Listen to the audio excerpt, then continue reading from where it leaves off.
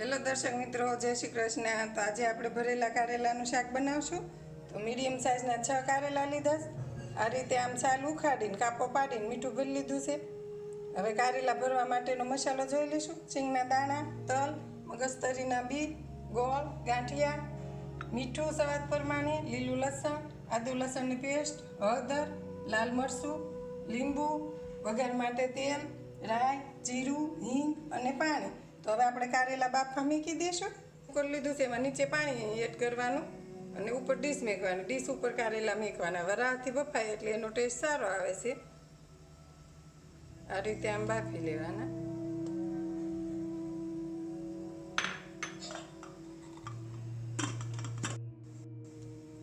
દસ મિનિટ થઈ છે।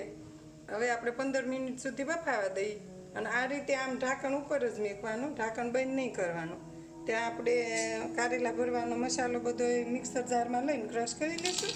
સિંગના દાણા, તલ, મગજતરીના બી,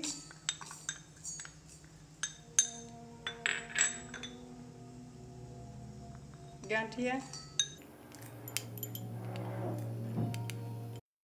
બેસન સારી રીતે શેકાઈ ગયો છે, તમે જોઈ શકો છો। જો ગોલ્ડન કલર થઈ ગયો છે, તો હવે આપણે નીચે ઉતારી પછી બધા મસાલા એડ કરી દઈશું। લીલું લસણ, સ્વાદ પ્રમાણે મીઠું, બાફામાં મીઠું લીધું છે ત્યારે આપણે થોડું લઈશું। આદુ લસણની પેસ્ટ, હળદર, લાલ મરચું,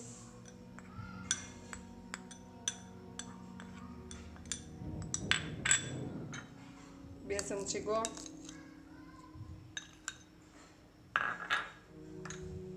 ક્રશ કરેલા સિંગના દાણા, ગાંઠિયા, મગજતરીના બી અને તલ એડ કરી દઈશું।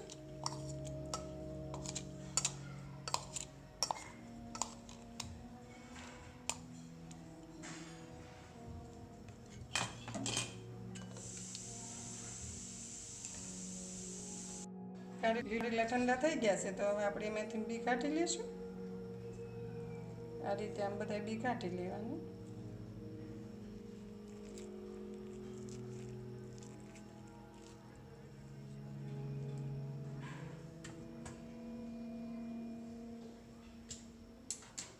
હવે આપણે મસાલો રેડી છે, તો જો તમે જોઈ શકો છો।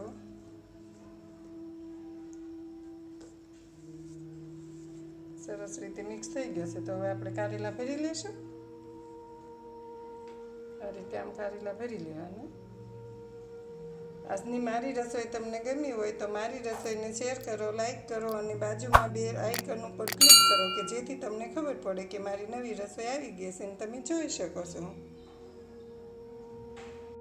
કારેલા ભરીને રેડી છે, તમે જોઈ શકો છો। તો હવે આપણે વઘાર કરી લઈશું। એક બાઉલ લીધું, એમાં 3 ચમચી તેલ,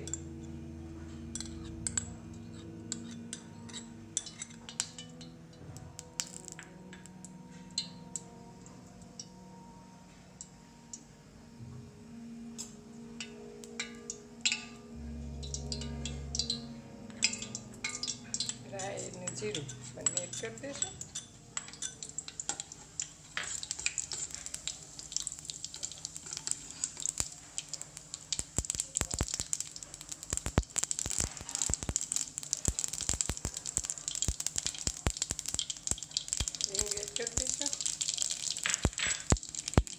કારેલા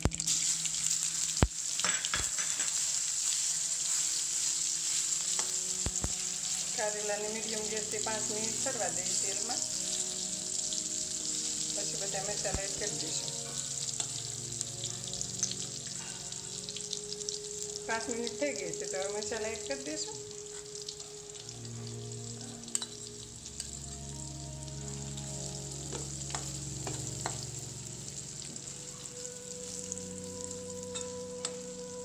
હવે આપણે ઢાંકીને થોડીક વાર રહેવા દઈએ 5 મિનિટ।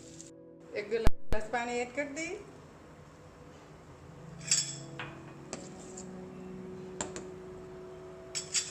ટમેટા એડ કરી દઈશું।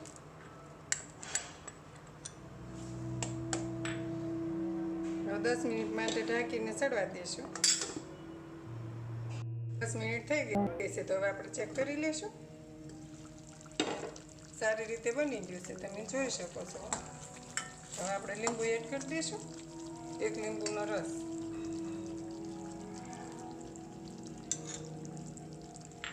પહેલાં લીંબુ નાખવાથી શાક કાસું રહે, એટલે પછી શાક સડી જાય પછી જ એડ કરવાનું લીંબુનો રસ. હવે ધાણા એડ કરી દઈશું.